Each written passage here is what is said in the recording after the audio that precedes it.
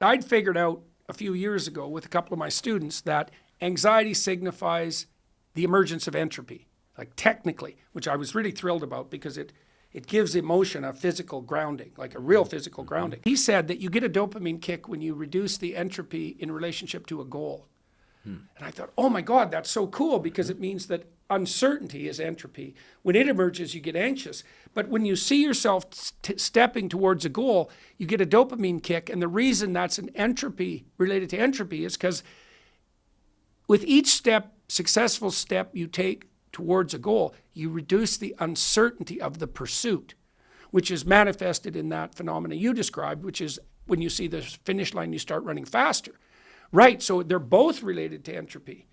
Well, to have goals at multiple timescales, Oh, yes. You need to be able to I love this entropy argument. It makes total sense that you want to be able to withstand the periods of time when you don't know whether or not things are becoming more or less uncertain. One is that the more valuable the goal towards which you're progressing, the higher the dopamine kick per unit of advancement.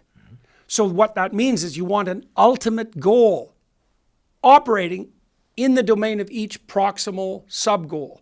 And that's what happens with this upward orientation. It's like what you're trying to do is to make things as good as they could be, whatever that means, over the longest possible span of time for the largest number of people, you included. Now, you're not going to know exactly how to do that, but that can be your goal. Okay, now that's going to inform your perceptions and your perceptions of pathway, but it's also going to modify your reward system, because now every proximal step forward is an indicator of entropy reduction in regard to that meta goal. Well, there isn't any, by definition, there isn't anything you can do that's more exciting than that. See, that kind of explains why your friend was able to pop out of his addictive frame, because now he's doing something that's so worthwhile that the temptation of alcohol, let's say, pales in comparison.